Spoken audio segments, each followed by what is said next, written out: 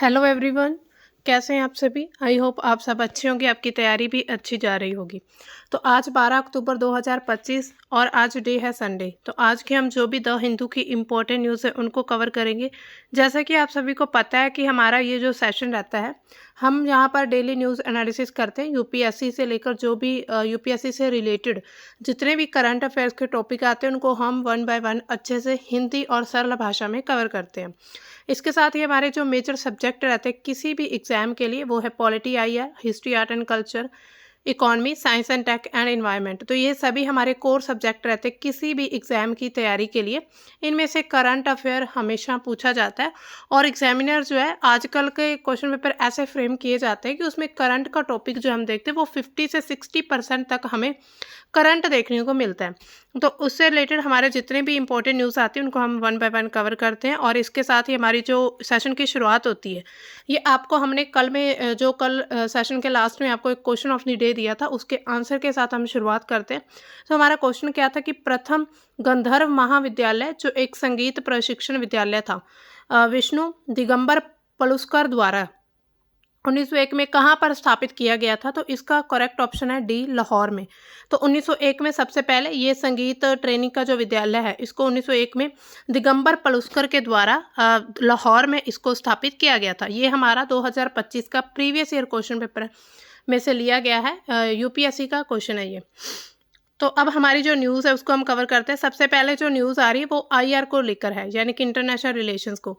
जैसे कि हमें पता है कि ट्रंप कि आए दिन एक नई हमें अनाउंसमेंट सुनने को मिलती है। तो उन्होंने अभी हाल ही में एक अनाउंसमेंट की है कि जो चीन है उसके ऊपर 100% टैरिफ लगा दिया। पहले भारत को इस चीज़ का सामना करना पड़े था, अब जो चीन है वो इस चीज़ का सामना करेगा, यानी कि चीन के जितने भी उत्पाद हैं उन पर 100% टैरिफ लगा दिया।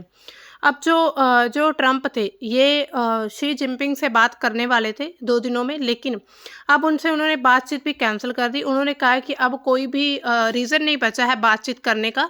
तो अब ट्रंप के द्वारा क्या है ना, वो अमेरिका फर्स्ट की नीति को अपनाते हुए उन्होंने बहुत सारे देशों पर ऐसे धीरे धीरे करके टैरिफ लगाने शुरू कर दिए हैं।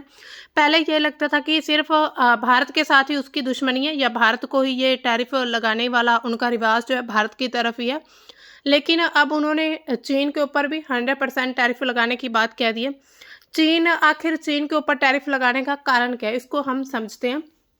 जो चीन है उसमें 90% रेयर अर्थ एलिमेंट मिलते हैं, यानी कि जो चीन प्रोड्यूस करता है दुर्लभ पृथ्वी तत्व जो होते हैं उनको, जिनका यूज़ कहाँ पर होता है, इलेक्ट्रॉनिक्स में, इलेक्ट्रिक वाहन जो होते हैं, सैन्य के उपकरण में, वेपन्स वगैरह बनाने में, और जितने भी तकनीकी उत्पाद होते हैं उनके लिए ये रेयर अर्थ एलिमेंट काफ़ी महत्वपूर्ण है। तो ट्रंप ने इसे काफ़ी ज़्यादा आक्रामक बताया और शत्रुतापूर्ण बताया। टैरिफ के साथ साथ अमेरिका जो है एक नंबर से क्रिटिकल सॉफ्टवेयर, यानी कि चिप डिज़ाइन सॉफ्टवेयर पर भी निर्यात नियंत्रण लगाएगा। जैसे कि अमेरिका की तरफ से जो सॉफ्टवेयर, क्रिटिकल सॉफ्टवेयर जो निर्यात करता था, अब उस पर भी कंट्रोल करने की बात कही जा रही है।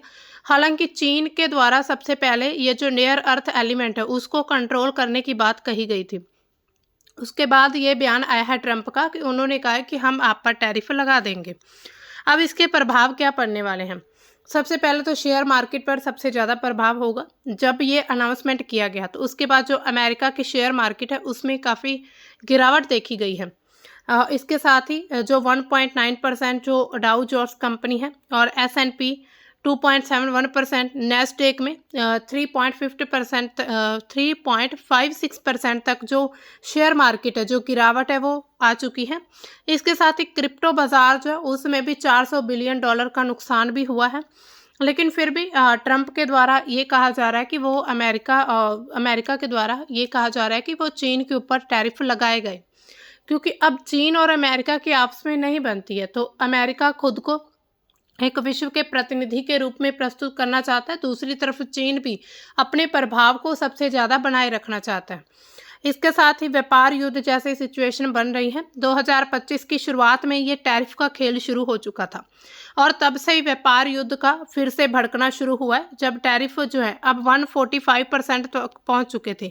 जब ही ट्रंप अपने ये कार्यकाल में जब उन्होंने प्रवेश किया था, यानी कि जब वो प्रेसिडेंट के तौर पे जब से ही उन्होंने शपथ ली और काम करने लगे, सबसे पहले उन्होंने टैरिफ सभी देशों को यानी कि सभी वर्ल्ड को उन्होंने टैरिफ से इंट्रोड्यूस करवाया था कि 145% जो वो टैरिफ लगेंगे।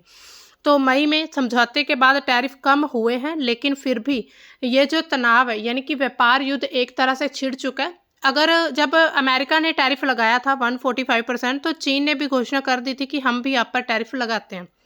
लेकिन इसके बाद जब ये हमने देखा था जो अभी रूस और यूक्रेन के युद्ध को लेकर खबरें आ रही, उसी बीच भारत पर भी 50% अतिरिक्त टैरिफ लगाया गया चीन दूसरा अमेरिका के द्वारा, क्योंकि अमेरिका ये चाहता है कि भारत जो है रूस के साथ अपने व्यापार को बंद कर ले या फिर रूस से तेल खरीदना बंद करे। लेकिन भारत के पास रूस जितना इतना अच्छा विकल्प नहीं है कि भारत जो है किसी और कंट्री से तेल खरीदे। पहली बात तो ये है कि भारत जो है वो एक संप्रभु राष्ट्र है, यानी कि वो किसी की बात क्यों मानेगा, किसी और देश की बात पर क्यों यकीन करेगा, क्यों कहेगा कि मैं अमेरिका की बात मानकर रूस के साथ अपने व्यापार को ख़त्म कर लूँ। तो ये भारत की संप्रभुता को खतरा है। इसी तरह धीरे धीरे अब चीन की तरफ अमेरिका का जो झुकाव है यानी कि उस पर टैरिफ लगाने की जो बात है वो लगातार सामने आ रही है। इसमें जो इंटरनेशनल लोगों की यानी कि अंतर्राष्ट्रीय प्रतिक्रिया क्या, चीन ने अभी तक इसका कोई भी जवाब नहीं दिया। हालांकि चीन चुप रहने वालों में से नहीं है, वो कुछ ना कुछ कदम ज़रूर उठाएगा। इसके साथ ही पूरे विश्व की जो सप्लाई चेन है वो भी बाधित हो सकती है, उसको पर भी प्रभावित पड़ेगा, जिसके क्या होगा, कीमतें बढ़ जाएंगी। अमेरिका के जो कंज्यूमर्स हैं उन पर भी कहीं ना कहीं बोझ पड़ने वाला है। इसके साथ ही टैरिफ लगाने के कारण क्या है कि चीन जो है दुनिया के दुर्लभ पृथ्वी तत्वों का निर्यात है उस पर कंट्रोल करना चाहता है, जैसे इलेक्ट्रॉनिक्स, इलेक्ट्रिक वाहन, जैसे सैन्य उपकरण या फिर उच्च तकनीकी उत्पादों के लिए काफ़ी महत्वपूर्ण है। और चीन इनका 90% जो है पूरे विश्व को सप्लाई करता है। 90% सिर्फ चीन ही इसकी सप्लाई करता है। अब इसको कंट्रोल कर लेगा चीन, यानी कि जिसको चाहेगा, कंट्रोल करने का मतलब है जिस कंट्री को चाहेगा वो रेयर अर्थ एलिमेंट देगा, कि जिसको नहीं चाहेगा वो नहीं देगा। इसके द्वारा व्यापार युद्ध जो है वो फिर से शुरू हो चुका है। इसके साथ ही आर्थिक और रणनीतिक दबाव भी देखने को मिलते हैं। जैसे ट्रंप क्या कहते हैं कि चीन का ये जो कदम है पूरे विश्व की सप्लाई चेन को बाधित करेगा, अमेरिका के उद्योग प्रभावित होने वाले हैं। अमेरिका का जो टैरिफ लगाया गया उसका उद्देश्य है कि चीन पर आर्थिक दबाव डाला जाए और फिर जो अमेरिका के हितों हैं उनकी रक्षा की जाए। इसके साथ ही चीन अगर अपने इस कदम को वापस नहीं लेता तो और ज़्यादा ट्रंप के द्वारा सख्त कदम उठाए जाएंगे, जैसे कि चीनी राष्ट्रपति शी जिनपिंग के साथ बैठक रद्द करना। यानी कि उन्होंने कहा कि जो चीन के राष्ट्रपति हैं शी जिनपिंग, उनके साथ जो मतलब कि बैठक है उसको रद्द कर दिया है। हालांकि जब ये बयान आया था कि चीन जो है वो इस रेयर अर्थ एलिमेंट को कंट्रोल करेगा, उसके बाद मतलब उसके पूरे एक्सपोर्ट को कंट्रोल कर चुका है। उसके बाद अमेरिका के द्वारा ये टैरिफ का एकदम से बयान आ जाना, अनाउंसमेंट आ जानी, उसके बाद कोई विकल्प नहीं था ट्रंप के पास बात करने का, कोई भी और ज़्यादा रीज़न नहीं था जिससे वो मीटिंग करके आपसी बातचीत करते। तो ये ट्रंप के द्वारा कहना है। अमेरिका की जो घरेलू राजनीति है, जैसे कि ट्रंप क्या करते हैं, हमेशा अमेरिका फर्स्ट की नीति को अपनाते हैं कि हम अमेरिका को प्रायोरिटी देंगे, जिसके तहत घरेलू उद्योगों को बढ़ावा देना चाहते हैं वो। लेकिन इसके साथ ही जो वहाँ के कंज्यूमर्स हैं यानी कि जो उपभोक्ता हैं उन पर भी बोझ पड़ेगा, वहाँ पर कीमतें एकदम से बढ़ जाएंगी। इससे जो चीन से आयात है उसको कम करना चाहते हैं। अमेरिका का जो मैन्युफैक्चरिंग सेक्टर है उसको बढ़ावा देने की बात करते हैं कि जो मैन्युफैक्चर है वो ज़्यादा किया जाएगा। इसके साथ ही अगर हम दुर्लभ पृथ्वी तत्व यानी कि रेयर अर्थ एलिमेंट्स को समझें तो 17 तत्वों का एक समूह है, यानी कि ये केमिकल्स तत्व हैं 17।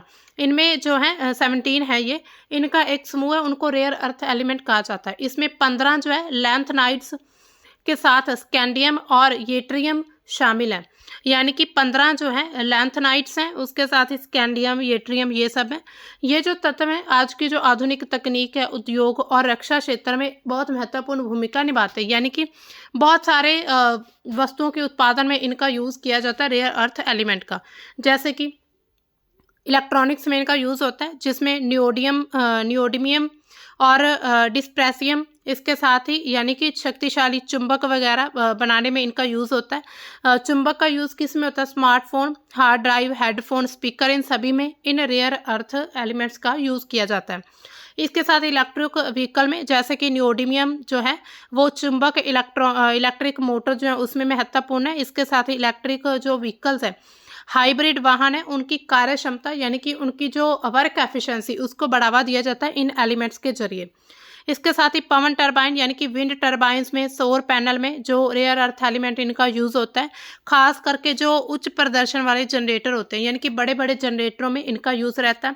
इसके साथ ही रक्षा में कैसे यूज़ होता है? जो भी लेज़र सिस्टम होता है, राडार सिस्टम, मिसाइल का जो भी मतलब मिसाइल का मार्गदर्शन की एक प्रणाली, इसके साथ ही इंजनों में इनका यूज़ होता है। जैसे कि यूरोपियम का उपयोग करके लेज़र और ऑप्टिकल सेंसर बनाए जाते हैं। इसके साथ ही ड्रोन, उपग्रह या फिर संचार उपकरण, इन सभी में इन रेयर अर्थ एलिमेंट की ज़रूरत रहती है और राष्ट्रीय सुरक्षा के लिए इम्पॉर्टेंट है। इसके साथ ही ऊर्जा पर्यावरण में जो उत्प्रेरक कन्वर्टर हैं यानी कि कैटालिस्टिक जो कन्वर्टर्स होते हैं उनमें यूज़ होता है, वाहनों के उत्सर्जन को कम करने में मदद करते हैं। इसके साथ ही लैंथेनम, इनका उपयोग जो होता है रिचार्जेबल बैटरियाँ जैसे कि निकल मेटल हाइड्राइड, इन बैटरियों में यूज़ होता है जो कि हाइब्रिड वाहनों में आम है। यानी कि अगर हम ओवरऑल इनका यूज़ देखें तो आज की टेक्नोलॉजी में सबसे ज़्यादा जो एक तरह से डोमिनेंट चीज़ है वो रेयर अर्थ एलिमेंट है। हर एक चीज़ में इसका यूज़ होता है, इनके बिना किसी भी चीज़ को बना पाना संभव नहीं है।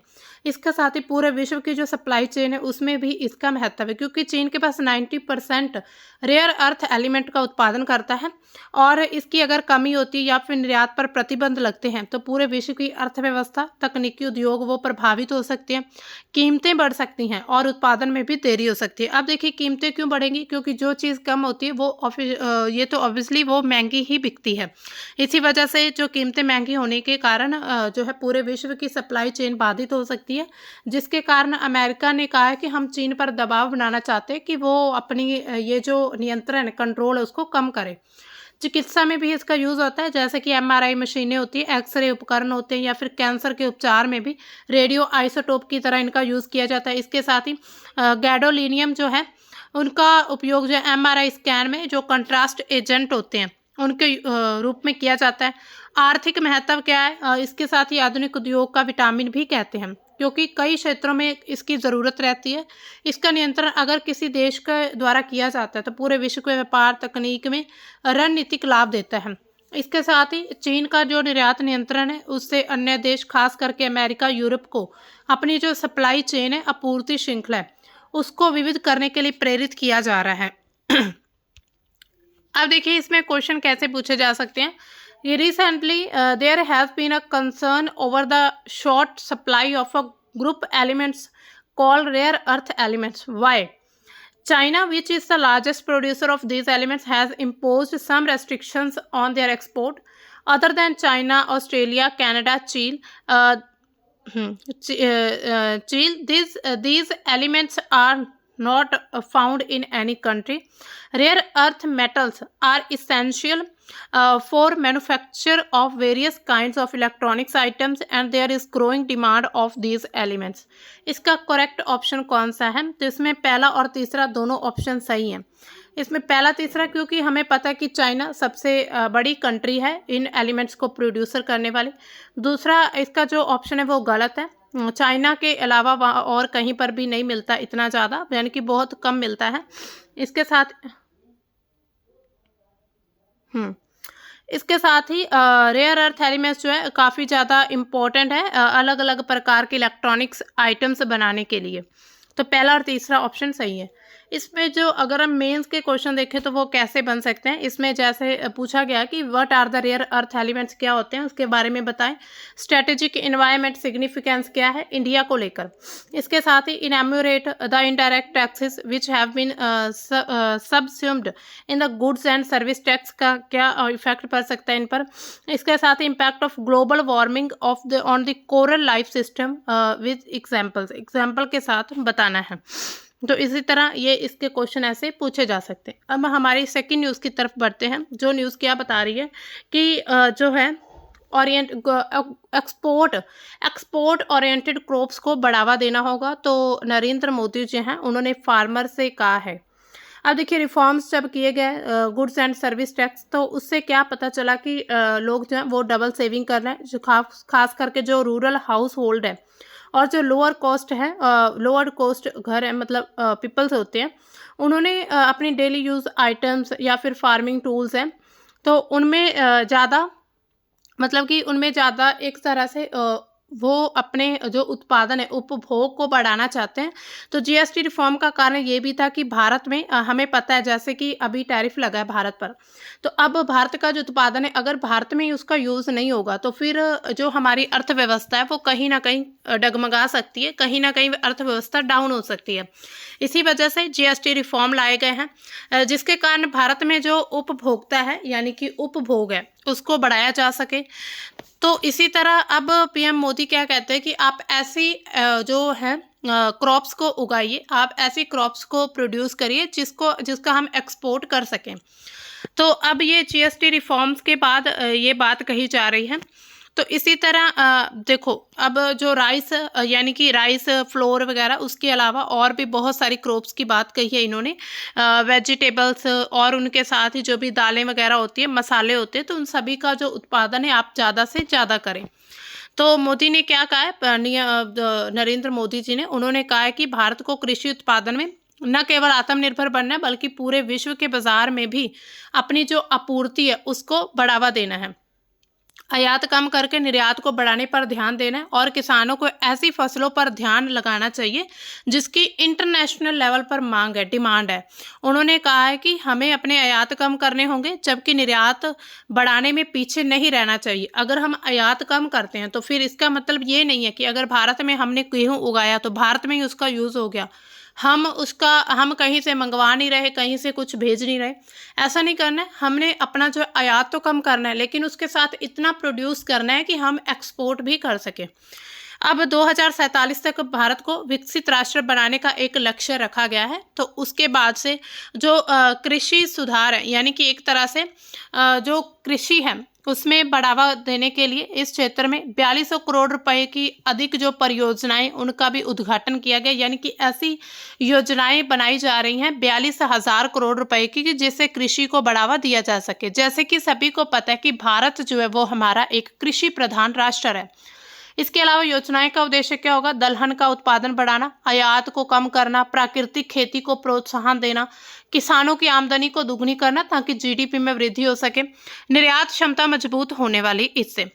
अब देखिए जो कृषि क्रांति है 2.0 वो भारत में कृषि क्षेत्र को आधुनिक, टिकाऊ, पूरे विश्व में प्रतिस्पर्धी बनाने की एक पहल शुरू की जा रही है, कृषि क्रांति 2.0। उसके तहत जो है एक्सपोर्ट क्रॉप्स होती हैं उन पर ज़्यादा ध्यान देने की बात कही जा रही है। किसानों की जो आमदनी है वो भी दुगनी करना इसका एक उद्देश्य है। यानी कि अगर हम इस उद्देश्य की बात करें कि कृषि क्रांति क्यों लाई जा रही है, तो सबसे पहले तो जो किसान है उनकी आमदनी को दुगनी करना, जिससे उनकी जो आर्थिक सिचुएशन होगी वो अच्छी हो जाएगी। इसके साथ ही जो उद्देश्य क्या है कि किसानों की आमदनी बढ़ाने के लिए आधुनिक तकनीकों का यूज़ होना, बाज़ारों तक पहुँच हो। अब इसके साथ ही आयात निर्भरता कम करना, यानी कि जो भारत आयात करता है वो कम करे किसी भी क्षेत्र में, जैसे तेल हो गए, खाद्य तेल, इसके साथ ही दलहन जैसे क्षेत्रों में, जैसे कि राष्ट्रीय दलहन आत्मनिर्भरता मिशन, इसका लक्ष्य जो है दलहन उत्पादन बढ़ाकर आत्मनिर्भरता हासिल करना है। अब देखिए कृषि क्रांति 2.0 के अंडर एक परियोजना है राष्ट्रीय दलहन आत्मनिर्भरता मिशन। ये 11,440 करोड़ रुपए का एक प्रोजेक्ट है। तो इसका लक्ष्य क्या है कि दलहन उत्पादन यानी कि दालों के उत्पादन को बढ़ाकर आत्मनिर्भर बन सके भारत। इसके साथ ही निर्यात को बढ़ाना, जिसमें मोटे अनाज आते हैं, जैविक उत्पाद या फिर खाद्य पदार्थ जो होते हैं उनके उत्पादन को बढ़ावा देना, जिसकी जो है पूरे विश्व के बाजार में डिमांड हो। तो इसके साथ किसानों से निर्यातमुखी फसलों पर ध्यान देने के लिए कहा जा रहा है, भारत कृषि निर्यात में सबसे टॉप यानी कि टॉप 1 कंट्री बन सके। इसके साथ ही टिकाऊ प्राकृतिक खेती को बढ़ावा देना, जो प्राकृतिक खेती होती है यानी कि मानसून पर डिपेंड होती है, बिना किसी फर्टिलाइजर्स के, बिना किसी भी जो पेस्टिसाइड्स होते हैं उनके जो खेती की जाती है। जैविक खेती और पर्यावरणीय अनुकूल तकनीकों को अपनाकर मिट्टी की जो उर्वरता है, पर्यावरण की रक्षा करना, और इससे रासायनिक उर्वरक जो होते हैं उनका यूज़ कम होगा, यानी कि केमिकल प्रोडक्ट्स का यूज़ कम करना। टिकाऊ कृषि प्रथा को बढ़ावा देना, जैसे कि पहले लोग कृषि करते थे। इसके बाद निर्यात को बढ़ाना, मोटी फसलों जो भी मोटे अनाज होते हैं उनका जो यानी कि निर्यात उसको बढ़ावा दिया जा सके। इसके बाद आधुनिक तकनीक का उपयोग करना, जो आज हम देखते हैं ड्रोन, सेंसर या फिर डिजिटल मार्केटिंग प्लेटफॉर्म जो होते हैं, स्मार्ट खेती तकनीकों का यूज़ करके उत्पादकता और एफिशिएंसी को बढ़ावा देना। डिजिटल इंफ्रास्ट्रक्चर के माध्यम से किसानों को क्या करना कि बाज़ारों के साथ जोड़ा जाए, ताकि जो किसान है वो भी आधुनिक तकनीक से जानू हो सके। इसके साथ ही एकल फसल यानी कि मोनोकल्चर पर निर्भरता कम करनी, यानी कि सिर्फ एक या दो फसलों को ना उगाकर बहुत सारी विविध फसलों को उगाना। उच्च मूल्य वाली फसलों का उत्पादन करना, जिसमें मिलेट्स, बागवानी या फिर नकदी फसलें आती हैं, उनको प्रायोरिटी देना। इसके साथ ही कोल्ड स्टोरेज, गोदाम या फिर आपूर्ति श्रृंखला उसमें सुधार करना, और कृषि उत्पादों की जो बर्बादी है उसको कम करना। अभी जो शुरू की गई योजनाएं, जिसमें प्रधानमंत्री धान धन्य कृषि योजना जो 24,000 करोड़ रुपए की है, उसमें ये जो है पूरे अवसंरचना के विकास पर केंद्रित है, यानी कि ऐसी योजनाएं शुरू की गई। हमने दो योजनाएं देख ली, पहली जो थी दलहन, राष्ट्रीय दलहन उत्पादन की योजना, दूसरी ये प्रधानमंत्री धन धान्य कृषि योजना। तो इसका जो बजट है 24,000 करोड़ रुपए का। इसके साथ ही विकसित भारत का जो लक्ष्य रखा गया 2047 तक, तो उसे भारत को 2047 तक विकसित राष्ट्र बनाने के लिए और ग्रामीण अर्थव्यवस्था को मजबूत करना, पूरे विश्व की जो खाद्य आपूर्ति उसमें भारत की हिस्सेदारी को बढ़ाना। इसके साथ और क्या लक्ष्य है कृषि 2.0 का, कृषि क्रांति का, कि जलवायु परिवर्तन से निपटना। जितने भी जलवायु परिवर्तन हो रहे हैं, खेती के तरीकों को अपनाकर सूखा, बाढ़ और जितने भी जलवायु जोखिम आते रहते हैं, जल संरक्षण या फिर माइक्रो इरिगेशन, इन सभी को बढ़ावा देना। महिलाओं और छोटे किसानों को सशक्तिकरण बनाना, जैसे महिला किसान या फिर छोटे किसान होते हैं उनको योजनाओं का लाभ देना, उन्हें लोन देकर और प्रशिक्षण के माध्यम से उन्हें सशक्त बनाया जा सकता है। तो ये सब लक्ष्य हैं कृषि क्रांति 2.0 के। अब इसमें जो है हम क्वेश्चन देख लेते हैं कि निम्नलिखित में से कौन सा कृषि क्रांति 2.0 का उद्देश्य नहीं है। किसानों की आय दुगनी करना, आत्मनिर्भरता बढ़ाना, आयात निर्भरता बढ़ाना, निर्यातोन्मुखी फसलों का बढ़ावा देना, टिकाऊ खेती को प्रोत्साहन देना। तो कौन सा लक्ष्य नहीं है? इसमें है आयात निर्भरता को बढ़ाना, ये इसका लक्ष्य नहीं है, तो बी ऑप्शन इसका करेक्ट हो जाएगा। हाल ही में शुरू की गई कृषि योजनाओं का कुल बजट कितना है? करीब हम टोटल बजट की बात करें तो कितना है उसका, हमने अभी देखा था, तो करीब 42,000 करोड़ रुपए तक इसका टोटल बजट था, तो इसमें बी ऑप्शन करेक्ट हो जाएगा। इसका मेंस का क्वेश्चन कैसे बन सकता है कि कृषि क्रांति 2.0 क्या है, इसके प्रमुख उद्देश्य क्या हैं और भारत की अर्थव्यवस्था पर इसके प्रभाव क्या पड़ सकते हैं, तो इसकी चर्चा करें। तो आप इसमें पूरे इसके लक्ष्य बता सकते हैं, उससे क्या फ़ायदे हो सकते हैं, तो ये सब इसके बारे में आप मतलब लिख सकते हैं। इसके साथ हमारी जो नेक्स्ट न्यूज़ है वो क्या कहती है कि क्लाइमेट चेंज जो है वो बहुत बड़ा चैलेंज है चाय इंडस्ट्री में। जैसे कि हमें पता है भारत जो चाय का एक बड़ा उत्पादक माना जाता है, तो उसके द्वारा बताया जा रहा है कि अभी जो फ्लड्स, लैंडस्लाइड्स वगैरह हुई हैं खास करके नॉर्थ बंगाल में, तो वहाँ पर जो टी गार्डन्स है दार्जिलिंग में, तराई के क्षेत्र में, तो वो उन सभी में काफ़ी ज़्यादा लॉस हुआ है।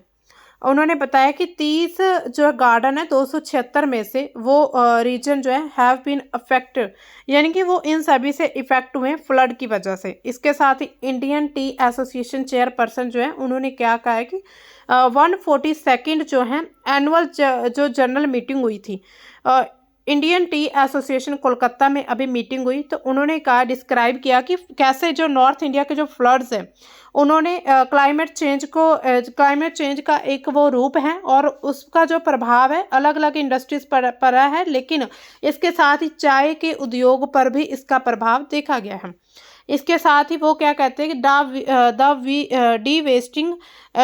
The devastating floods and landslides in North Bengal over the last week, and particularly in the Darjeeling Hills and part of Doors, eroding plantation areas and the tragic loss of lives, the manifestations of the advisories of climate change. यानी कि climate change की वजह से, यानी कि ये जो flood आ रहा है, पहले इतने फ्लड क्यों नहीं आते थे? पहले क्या कारण था? पहले इतना ज़्यादा क्लाइमेट चेंज ही नहीं था। अब जैसे जैसे हम जो है नवाचार की तरफ बढ़ रहे हैं, अब नई नई टेक्नोलॉजीज आ रही हैं, उससे क्या डेवलपमेंट के नाम पर प्रकृति के साथ भी छेड़छाड़ की जा रही है, जिसकी वजह से जो प्रकृति है वो अपना अब प्रकोप दिखा रही है। यानी कि इतने ज़्यादा बाढ़ आ रहे हैं, ग्लेशियर पिघल रहे हैं, जिसकी वजह से, उसके साथ ही पहाड़ों को तोड़कर वहाँ पर होटल बनाए जा रहे हैं, लोगों के जो घर बनाए जा रहे हैं। तो उससे क्या है कि ये पूरी तरह से क्लाइमेट चेंज जो है कहीं ना कहीं चाय इंडस्ट्री को भी बहुत ज़्यादा यानी कि लॉस दे रहा है। तो अभी जो रिप्रेजेंटेटिव हैं इंडियन टी एसोसिएशन के, उन्होंने भी कहा है कि जो गवर्नमेंट ऑफिशियल्स हैं नॉर्थ बंगाल के, उन्होंने भी देखा है कि जो फाइनेंशियली सपोर्ट है इसको रिपेयर करने के लिए गार्डन्स को वो चाहिए होगी। यानी कि उन्होंने भी ये चीज़ लिख दी कि जो टी गार्डन, टी इंडस्ट्री है, उसको अभी फाइनेंशियली सपोर्ट की ज़रूरत है। तो जो इंडियन एसोसिएशन, जो भी टी एसोसिएशन है, उनके द्वारा ये डिमांड की जा रही है कि हमारी जो ये क्लाइमेट चेंज की वजह से जो सबसे लॉन्ग टर्म की जो इंडस्ट्री है, ये टी इंडस्ट्री, इसको लंबा खतरा हो सकता है। अब देखिए इसके कारण क्या है, यानी कि ये जो चैलेंजेस, चुनौतियां क्या क्या है। सबसे पहले तो तापमान में वृद्धि हो जाना। अचानक जो चाय के पौधे होते हैं उनको ठंडे और नम जलवायु की ज़रूरत होती है। आपने देखा होगा पहाड़ी क्षेत्रों में या फिर जहाँ पर क्लाइमेट ठंडा रहता है, जलवायु जो ठंडा होता है, मौसम ठंडा रहता है, वहाँ पर ये चाय की जो उत्पादन किया जाता है। तो अब ऐसे में एकदम ग्लोबल वार्मिंग के कारण जो तापमान बढ़ गया और चाय की जो पत्तियां, उनका स्वाद, सुगंध वो पूरी तरह से प्रभावित हो रही है। इसके साथ ही अनियमित वर्षा, यानी कि कोई भी अच्छा एक तरह पूरा टाइम पीरियड नहीं है वर्षा आने का, कभी भी आ रही है अनिश्चित या फिर अनियमित मानसून की वजह से चाय बागानों में पानी की कमी हो जाती है या फिर बहुत ज़्यादा पानी भर जाता है, जिससे फसलों की जो वृद्धि है वो प्रभावित हो रही है। इसके साथ मिट्टी की उर्वरता भी कम हो रही है। जलवायु के परिवर्तन के कारण मिट्टी की गुणवत्ता खराब, जिससे चाय की पैदावार कम हो रही है।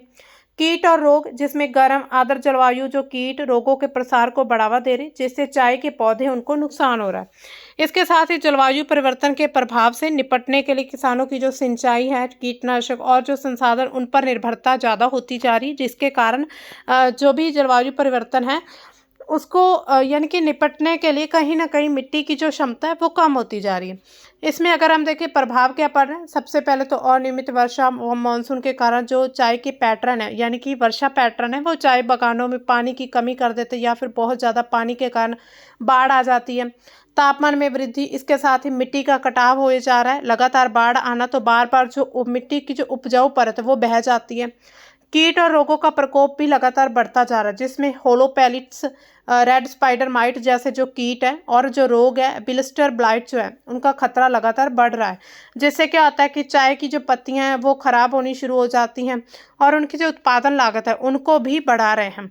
इसके साथ ही मजदूरों की कमी हो रही है। जो असम के चाय बागान है वहाँ पर श्रमिकों की कमी बहुत बड़ी समस्या बन चुकी है, क्योंकि युवा पीढ़ी जो है वो और रोजगार के जो विकल्प है उसकी तरफ दौड़ रही है, उसकी तरफ आकर्षित हो रही है, जिसके कारण जो श्रम की लागत है, यानी कि मजदूर कम मिलते हैं तो फिर उन्हें मजदूरी ज़्यादा देनी पड़ती है।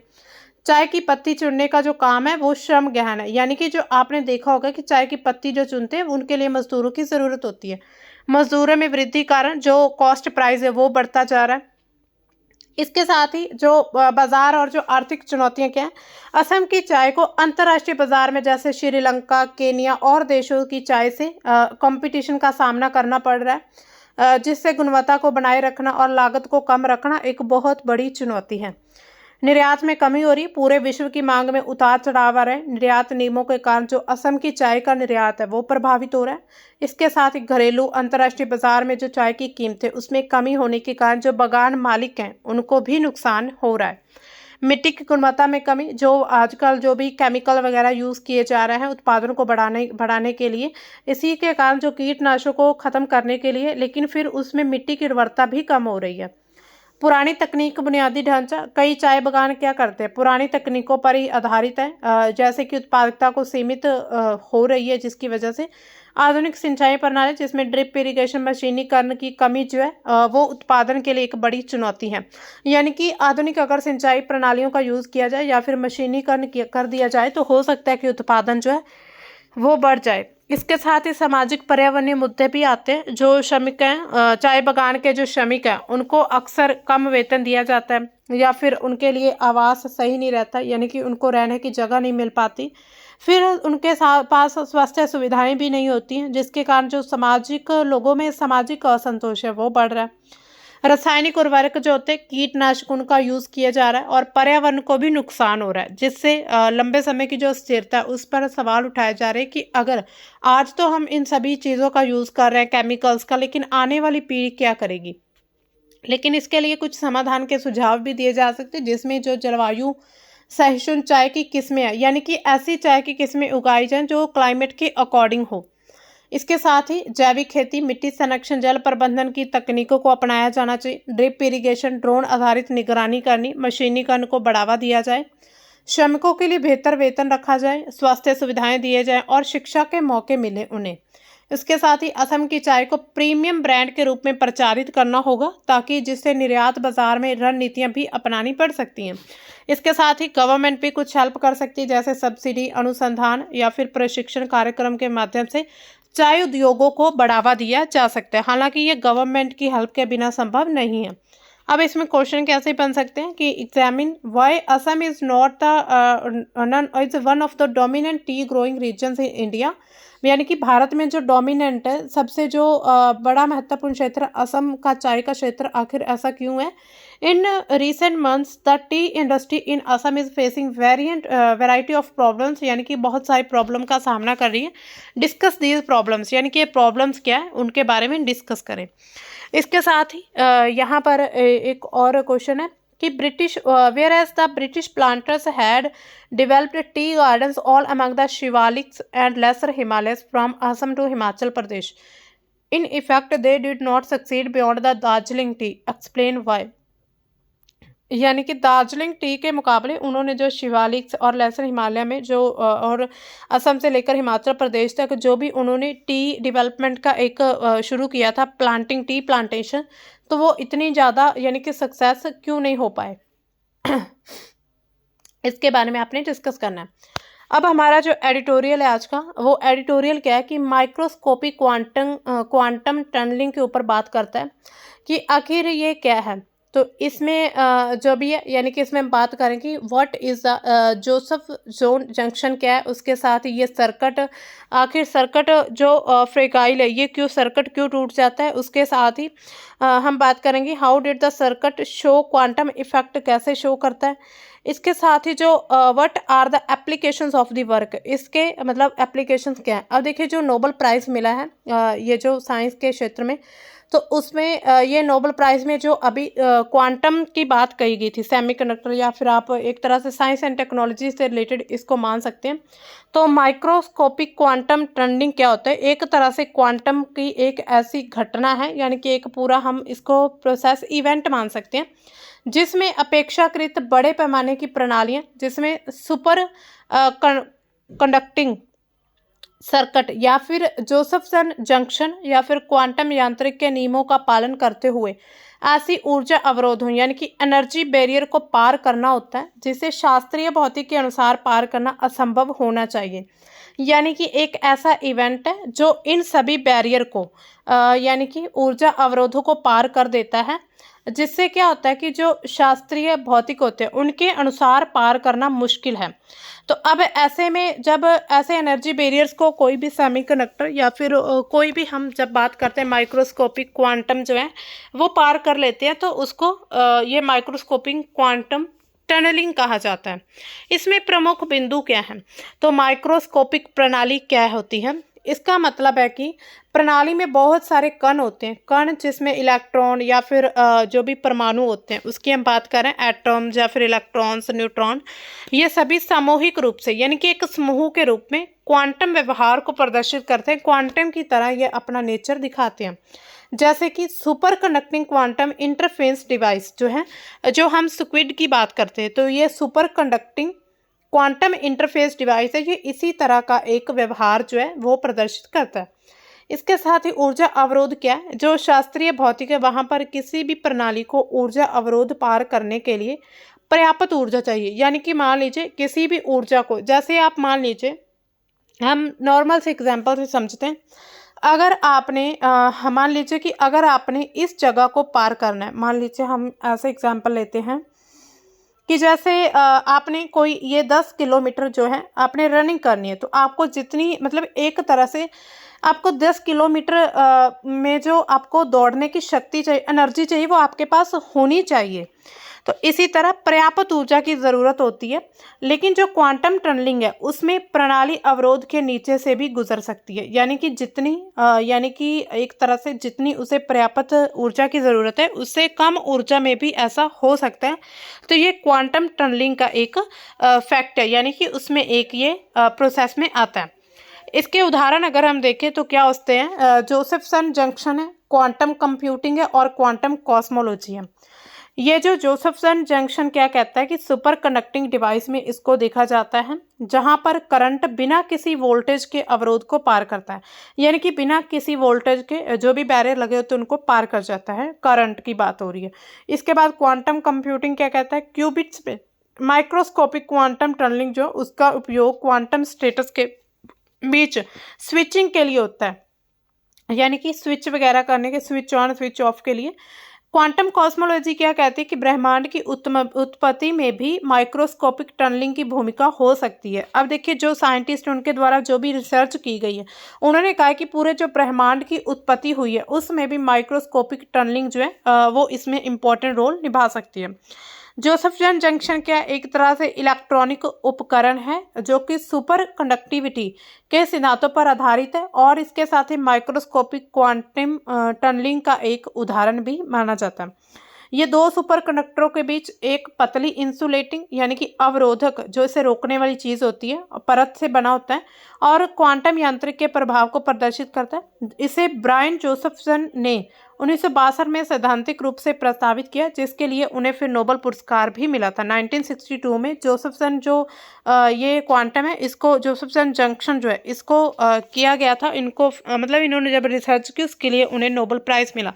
अब जैसे जंक्शन से आप समझ सकते हैं जंक्शन क्या होता है, जहाँ पर सभी चीज़ें एक जगह आकर मिलती हैं। तो इसी तरह हम जोसेफसन जंक्शन, ये उनका नाम है जोसेफसन, और जंक्शन एक तरह से पूरे जितने भी सुपर कंडक्टर हैं तो उनके मिलने का एक स्थान है। इसके साथ इसकी संरचना कैसी बनी होती है, ये दो सुपर कंडक्टर होते हैं, इसमें नायोबियम या एल्यूमिनियम जैसे पदार्थ होते हैं जो कम तापमान पर सुपर कंडक्टिंग अवस्था में होते हैं। इसके साथ ही पतली इंसुलेटिंग परत होती है जो इसको रोकने के लिए बनी होती है। इसकी संरचना में सुपर कंडक्टिंग जो इलेक्ट्रॉन जोड़े होते हैं और इस अवरोध को क्वांटम टनलिंग के माध्यम से पार कर सकते हैं। इसमें जो प्रभाव हम देखते हैं तो ये इसमें दो तरह के प्रभाव रहते हैं। एक होता है डीसी जोसेफसन प्रभाव रहता है, वो बिना किसी वोल्टेज के जो सुपर कंडक्टिंग करंट होता है उसको पार कर सकते हैं। इसके बाद ही ये जो करंट है जंक्शन के पार बिना प्रतिरोध के बाहर बहता रहता है। इसके साथ ही एसी जोसेफसन प्रभाव क्या रहता है, एक छोटा वोल्टेज माध्यम लगाया जाता है और उच्च आवृत्ति यानी कि हाई फ्रिक्वेंसी और इसके साथ ही प्रत्यावर्ती धारा जो होती है उसको उत्पन्न करता है। तो ये यहाँ पर फॉर्मूला, ये आपको करने की ज़रूरत नहीं है। इसका यूज़ क्या होता है, जोसेफसन जो हमने अभी देखा जोसेफसन जंक्शन, इसका यूज़ क्या होता है। सबसे पहले तो क्वांटम कंप्यूटिंग में इसका यूज़ किया जाता है, सुपर कंडक्टिंग जो कंप्यूटर्स होते हैं उनमें। इसके साथ ही super conducting quantum interface device में इसका यूज़ होता है, जैसे चुंबकीय क्षेत्र मापक उपकरणों में किया जाता है। फिर वोल्टेज मानक होता है, ये जोसेफसन प्रभाव का यूज़ जो है अत्यंत सटीक वोल्टेज मानकों को स्थापित करने के लिए, यानी कि वोल्टेज के जो पैरामीटर्स हैं उनको स्थापित करने के लिए किया जाता है कि कितने वोल्टेज का ये होना चाहिए, या फिर एक तरह से जो आइडियल जो होते हैं यानी कि वोल्टेज मानक होते हैं उनको स्थापित करना। माइक्रोवेव के जो डिटेक्टर का यूज़ करता है, यानी कि उच्च आवृत्ति के जो संकेत हैं उनका पता लगाया जा सकता है जोसेफसन प्रभाव की वजह से। न्यूरोमेजिंग और भौतिकी अनुसंधान, चुंबकीय क्षेत्र या फिर क्वांटम की घटनाएं उनके अध्ययन में। इसके साथ विशेषताएं क्या है इसकी, ये कम तापमान पर काम करता है। इसके साथ ही क्वांटम टनलिंग यानी कि माइक्रोस्कोपिक सतह पर क्वांटम यांत्रिक का एक स्पष्ट उदाहरण है, क्योंकि कूपर पेयर सामूहिक रूप से अवरोध को पार करते हैं। उच्च संवेदनशीलता यानी कि इसकी अगर हम देखें सेंसिबिलिटी बहुत ज़्यादा है। जंक्शन जो है बहुत छोटे वोल्टेज या फिर चुंबकीय क्षेत्र परिवर्तनों के प्रति संवेदनशील होते हैं। अब देखिए इसमें सर्किट की हम बात की, आखिर सर्किट जो है फ्रेजाइल क्यों होते हैं, यानी कि इतने नाजुक क्यों होते हैं। तो इसमें जो है एक है डिकोहिरेंस, एक अवस्था होती है जहाँ पर बहुत ही ज़्यादा सेंसिटिव ये जो क्वांटम होते हैं, यानी कि पर्यावरणीय शोर, नॉइज़, थर्मल फ्लक्चुएशंस होती रहती हैं, या इलेक्ट्रोमैग्नेटिक विकर्ण, कंपन होना, और उसके साथ ही इन अवस्था को नष्ट कर सकते हैं। इससे क्या होता है कि सर्किट की जो क्वांटम विशेषता है वो कम हो जाती है। कम तापमान की ज़रूरत रहती है, लेकिन जब बहुत ज़्यादा तापमान हो जाता है तो ये तापमान में वृद्धि होने के कारण सर्किट जो है वो नाजुक हो जाता है। निर्माण की जटिलता, इसको बनाने के लिए एक बहुत पतली इंसुलेटिंग परत की ज़रूरत होती है। अगर वो परत ना हो, या फिर छोटी परत हो, या फिर शुद्धि अशुद्धियाँ होती है उसमें, तो फिर सर्किट जो होता है वो ख़राब हो जाता है। इसके साथ ही जो बाहरी प्रभाव, जिसमें चुंबक का क्षेत्र कितना है, रेडिएशंस क्या है, विद्युत शोर जो है, नॉइस, यानी फिर ये सब सर्किट को प्रभावित करते हैं। तो इन सभी के कारण जो है वो सर्किट नाजुक हो जाते हैं। अब इसमें जो है एक तरह से क्वेश्चन किस तरह से पूछ सकते हैं कि super connectivity does not occur in, यानी कि सुपर कनेक्टिविटी किस में नहीं होती है। तो noble metals like gold and silver, most ferromagnetic metals, both, none of the above. तो इसमें बोथ करेक्ट ऑप्शन है, दोनों में ही होती है। जो कनेक्टिविटी नोबल मेटल्स, जिसमें सोना, चांदी, या फिर फेरोमैग्नेटिक मेटल्स, उसमें नहीं होती है। हालांकि कुछ मिश्र धातु होते हैं जैसे कि या सेरामिक्स, उन सभी में मिलती है। इसके साथ नेक्स्ट क्या, consider the following statement. Super connectivity was first discovered in mercury in 1911 by Heike Kamerlingh Onnes. The BCS theory explain super connectivity through electron phonon interactions. इसमें भी बोथ, यानी कि दोनों ही करेक्ट हैं। सुपर कनेक्टिविटी जो थी सबसे पहले मरकरी में पाई गई थी, खोज की गई थी 1911 में। और इसके साथ ही बीसीएस थ्योरी जो है वो सुपर कनेक्टिविटी के थ्रू एक्सप्लेन की जाती है। अब जो हमारा सेशन है ये कंप्लीट होता है, यानी कि द हिंदू के जितने भी इंपॉर्टेंट न्यूज़ एडिटोरियल हमने डिस्कस कर ली। अब हम बात करते हैं क्वेश्चन ऑफ द डे की। आपके लिए आज का क्वेश्चन है कि अशोक के अभिलेखों से पता चलता है कि प्रादेशिक, राजयुग और युक्त किस सत्र पर महत्वपूर्ण अधिकारी थे। ये उस समय के अधिकारियों के नाम थे, यानी कि एक तरह से उन्हें पद दिया गया था। तो ये किस सत्र पर थे? ग्राम स्तरीय प्रशासन, जिला, प्रांतीय, या फिर केंद्रीय। तो आपने इसका करेक्ट ऑप्शन जो है वो हमें कमेंट सेक्शन में बताना है, या फिर आप कल का सेशन देख सकते हैं जब हम इसका करेक्ट आंसर आपके सामने लाएंगे। तो आज का सेशन इतना ही था। आई होप आपको सब अच्छे से समझ आ गया होगा। तो मिलते हैं हम अपने कल के द हिंदू के सेशन में। तब तक के लिए बाय। Thanks for watching.